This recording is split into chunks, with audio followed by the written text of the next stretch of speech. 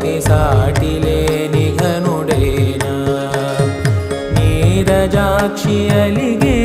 వేళ నుడి విల్లు ముడి వంచగలడా సడే చాలు శత సైన్యాలు నడిపే ధీరుడైనా